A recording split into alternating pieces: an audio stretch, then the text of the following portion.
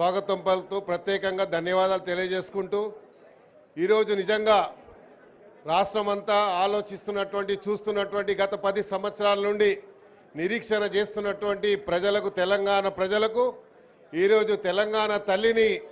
ఎక్కడో రోడ్ల మీద కాదు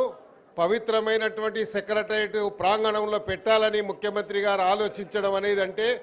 తెలంగాణ ప్రజల యొక్క ఆలోచన విధానాన్ని పరిగణలోకి తీసుకొని ఈరోజు ఈ యొక్క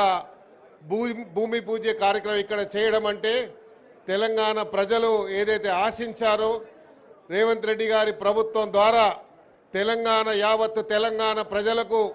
వారు అనుకున్నటువంటి విధంగా ఆలోచించినటువంటి విధంగా అన్ని రకాలుగా తెలంగాణ ప్రభుత్వం సహకారం అందిస్తున్నటువంటి ఒక విశ్వాసంతోనే ఈరోజు ప్రజలు ఉన్నారు. నిన్న మొన్నటి వరకు ఈ ముంగట్నే సెక్రటరియట్ ముంగట్నే భారతదేశం గురించి త్యాగం చేసినటువంటి త్యాగ పురుషుడైనటువంటి రాజీవ్ గాంధీ గారి విగ్రహం పెడితే ఎన్నో మాటలు మాట్లాడారు. అలాంటి వారికి మరి జవాబు చెప్పే విధంగా తెలంగాణ తల్లి విగ్రహాన్ని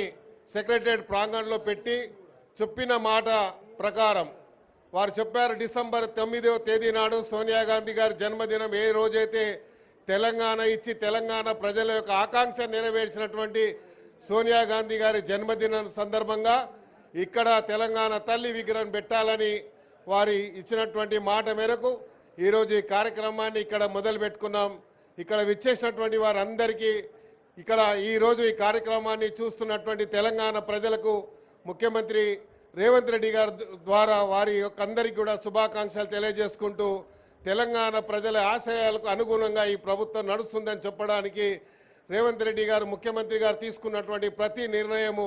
ప్రజల యొక్క ఆలోచన విధానానికి పరిగణన తీసుకొని నడుస్తున్నాయని చెప్పడానికి నిదర్శనలు ఎన్నో ఉన్నాయి. అందులో భాగంగా ఈరోజు తెలంగాణ తల్లి విగ్రహం ఇక్కడ పెట్టడం అందరికీ కూడా గర్వకారణం. ఈ కార్యక్రమాన్ని చెప్పినట్టుగానే ముఖ్యమంత్రి గారు ఈరోజు మొదలుపెట్టినందుకు గ్రేటర్ హైదరాబాద్ ప్రజల తరఫున తెలంగాణ ప్రజల తరఫున రేవంత్ రెడ్డి గారు ముఖ్యమంత్రి గారికి హృదయపూర్వకంగా ధన్యవాదాలు